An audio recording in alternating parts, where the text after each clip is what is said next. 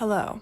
In this video, we'll learn a bit about the history of how people have written on pages in the past, and also think about ways to develop your own systems of markings in order to expedite your writing process if you're writing on a text. Let's get started. The word annotation has a history in the 16th century when people were still writing in Latin. The word annotatatus means marked. This, of course, comes from an even earlier form of Latin. It's a compound from the prefix ad or ot, which means to, and then also the word nota, which means note.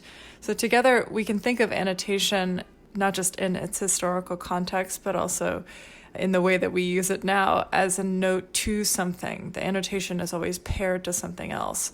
And we call these two different things the text and the paratext. So in this example, if we're treating our word annotation as the primary text, all of the stuff that I've written around it is a paratext. It runs in parallel in a certain kind of sense, and it acts as an adjunct to that central text. So again, the annotation is always paired to a central text itself. If we think about these words text and paratext a little bit more closely, we see that obviously the word text appears in both. The word text means writing. It's related to our word for textile and that kind of thing. Textiles, of course, are woven, just like texts incorporate a variety of ideas and words and diction and all of these devices that we've been learning in order to create a certain kind of overall effect.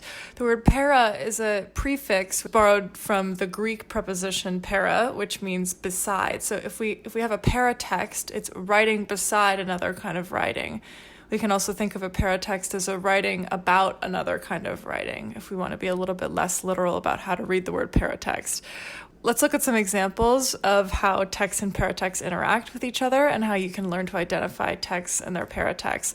We'll start by thinking through some medieval examples. In the Western tradition, there was a very long period during which monks would write books, though in other societies they'd had printing presses for quite a long time. It wasn't until the 1450s that Gutenberg started using his printing press, which then put books into wide distribution in the latter half of the 15th century and early 16th century. So monks would just rewrite books all the time. Here we have an example from the book of Hosea. We can see that the center part is like the first word of the text itself. We see that the text spells the word verbu, V-E-R-B-U. It looks like a U. The very first one looks like a U, but is actually a V.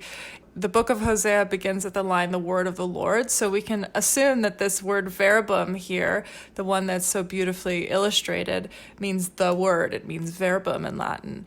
This is a way of drawing attention to the actual central text. We can tell that this text was illuminated or illustrated by some scribe in the late 12th or early 13th centuries. Monks in this time practiced something called glossing, which is when they write around the actual text. So we have this verbum at the very center, and then we have this paratextual glossing that explains what exactly is going on in the central text itself. So whereas we've identified all of the verbum stuff as the actual text, everything else is really a form of gloss. So this glossing phenomenon is frequently found in these illuminated manuscripts. Illuminated just means, like I've said, that they have pictures. Here we have a beautiful drop capital, which is a big U-like letter that is actually a V, and then the smaller drop capital is E-R-B-U.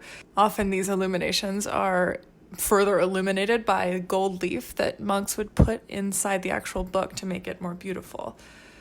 So through these glossing annotations, the monks they're performing an exegesis as a way to have a conversation not just among themselves. Often the person who actually wrote the text itself is not the one who would illuminate it, and then also there's a third person who would write the commentary and that kind of thing. They're having a conversation among themselves, but also by extension with the reader as well, with us who are actually viewing this text. So the process of, in this case, it's biblical interpretation, is happening not just during their own time period, but also across history as well. They're helping us understand how people of their time would think and argue and debate, and all of that is just happening in the margins instead of, the replies on Twitter or something like that. Here we have another example. This time it's Psalm 20. This is from something called the Bosworth Psalter. I assume some guy named Bosworth used to own this book, so that's why they're calling it the Bosworth Psalter. We can tell that this is the 20th Psalm because we have this Roman numeral XX, which means 20, X is 10, another X is another 10, so you add them together, it means 20. This is a relatively older text written in the 10th century, sometime in England. In this case, it's a Latin version of the Psalm. We have that central text here in the blue, if we're going to color code everything. And then through this, we have written in a different script, smaller, it looks slightly different. All of these little notes, they're in between each line. The reader has to literally read between the lines in order to figure out how the conversation is unfolding. Given that the blue stuff is the actual text, everything that comes between it is called the interlinear text. In this case, it's an interlinear gloss. So that's our paratext, where the reader, as I said, has to read between the lines in order to understand the conversation that's ongoing. These interlinear glosses are serving an exegetical function, not unlike the marginal notes in the previous example that we had. It just looks a little different on the page. Here we have another example. This is a digitized version of the Talmud, which is the sort of central text that governs the ways Judaism is supposed to conduct its legal proceedings and all of that. So we have in the central section this text, which is the primary thing on which all of these purple paratextual elements are commenting. Here we have multiple different layers of text and multiple different chunks in each layer. So there's a lot of different voices participating in this conversation throughout history, but then also in this digitized form now we're also participating, given that we're writing on top of it. A side note, the adjective Talmudic describes a process that's extremely detailed or fine-grained. There's a very careful conversation that's going on. That's the sort of origin of the adjective Talmudic. It's anti-Semitic or slightly anti-Semitic connotation now is that it's overly fine-grained or unnecessarily fine-grained. I think learning how the word Talmudic derives itself from a description just of the visual layout of the Talmud is a useful way to think about how the history of language evolves. We had this neutral description again to start, just the word Talmudic, but then we have a negative connotation that's added to it afterwards. Something to keep in mind as we move into the more historical sections of the class. This glossing tradition happens in other languages, obviously, and in different parts of the world all the time. We have this digitized Talmud here. The Talmud here comprises both the central work and the commentary. All of the commentary is part of law. It has become received law. So the work and the commentary on it become the sort of whole work and whole text itself. We have another example here. This is a commentary. The central thing within the actual box itself is a commentary on the Quran, which was written by someone who lived in the 13th century. Everything else that's on the sides of it is written by someone else who came later. The glosser in the 16th century was commenting on this commentary. So the commentary is itself the text, and then everything else on the side is the gloss. I keep mentioning this just because I think it's so fascinating. This conversation that's happening across like 250 years of history, but it's still happening today. We can understand how people in the 16th century interacted with each other and their texts and their thinking and all of that. We have these two examples here. In the second one, we have a para-text as well, because the thing that the earlier commentator was commenting on is out of the picture. We don't actually see it here as we do with the Talmud. Let's move on to something a little bit more approachable. This is from a book by someone named Joshua Reynolds. He wrote a book called Discourses on Art. The actual volume that we're looking at in the photograph, however, is from an introductory section that someone else wrote to this guy Reynolds. So someone named Edmund Malone wrote the introduction essentially to a later edition of this guy Joshua Reynolds' Discourses on Art. So that's the context of what exactly is happening on this page. The most interesting part about this, however, is that we have William Blake, who was a poet, commenting in the margins on this introductory section. So we have our paratext here as well. In this case, the text is the introductory section by this guy, Edmund Malone. A few pages later, Reynolds actually starts his book. But in this case, Blake is commenting on Edmund Malone's introductory section. We can see that this is kind of equivalent to Blake roasting Reynolds and or Edmund Malone in the comments. Blake writes, "To generalize is to be an idiot, to particularize is the alone distinction of merit. General knowledges are those knowledges that idiots possess." I mean, this is like absolutely savage here. Obviously, it's written in a very historical hand and that kind of thing. But we can see that this conversation is just as lively back then as it is today. All three of these examples demonstrate to us that we can have different layers, and with each new layer, the preceding layers become the text that the new layer is commenting on. So it confuses the distinction sometimes between text and paratext. In the Blake example, we have two layers as well. Blake is commenting on Malone, who's introducing Reynolds. So there's this sort of onion skin intensity that can build up over time.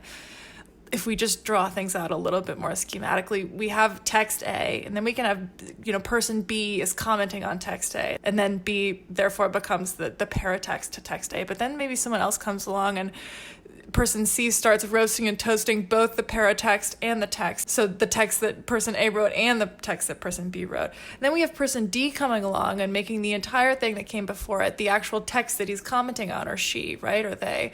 So we have this multifolated system here that happens throughout history. Text and paratext, as I've mentioned, are sort of infinitely looped in a potentially confusing way. And we always have to ask ourselves, what exactly is the original that's contextual in every case, because the original for person B is going to be different than the original for person D, because they came at later times or are engaging with different predecessors as well. I want to think about this word confusion and lean into it instead as a kind of conversation. Throughout this entire presentation, I've tried to demonstrate that writing can be a form of conversation that we can listen in on as readers. We can sort of peek in on how people have been discussing things in the past. But then, as I've been doing throughout this whole thing, again, you can actually write on your own text and learn to engage in certain activities that allow you to enter the conversation yourself. You can promote yourself into this historical world that comes before you and that will endure after you have left. I'll share in class one of my favorite quotations about how literary history works and how the history of thought in general works in any discipline, not just literature as we've been studying here. So we'll get to that in class. I want to now just take a moment to ask you to consider how exactly you have marked up text in the past. I'll show you what I do. Despite what you might think, I don't do very much color coding just because I can't remember which color is which and what happens if you don't have a highlighter. I stick to two different pens usually, a pen and any kind of highlighter. I like yellow, but it doesn't really matter. I'll do a lot of circles as I've shown you. I'll circle specific words and make notes in the margins of things that I want to remember later. I'll do a lot of brackets and then notes to self, things that I might want to comment on if, for example, I have to write about it in a future assignment or a thought piece or something like that. I'll highlight different strings of text as quotations that I know that I'll want to use. So I try to be really judicious about the highlighting and not do too much. If you do too much, then when you go back to review it, obviously everything is highlighted. So that just ends up making nothing actually more important than anything else. So I try to be very austere with the highlights just as a way to preserve their power and their function. So all of these are different ways that I mark my text. I don't do very many marginal signs or symbols, but I know a lot of people who use really interesting systems to help them remember what exactly they were thinking and why. Some of your options might include things like stars in the margin or exclamation points or question marks, smiley or frowny faces, hearts, brackets, parentheticals, different directions of arrows. I personally love the word ew because I think it's a really succinct way of saying I don't like this part. And of course you can use different colors if you really want to get complex. In conclusion, I want to get you to start thinking about how writing can be a conversation and also what are the tools that you can use in the figures of speech and notation and annotation that you can deploy when you're reading text in order to participate in these historical conversations that, as I've mentioned, have been going on for a very long time and of course will continue after we're all, long dead and graduated and all of that. That's all I have for now. I hope you enjoyed this video and learned something. I realize it was a more of a sit back and learn rather than actually do it alongside me kind of thing, but this is one of my small passions, so I'm really looking forward to reviewing these techniques with you over the next few weeks and months. That's it. Bye.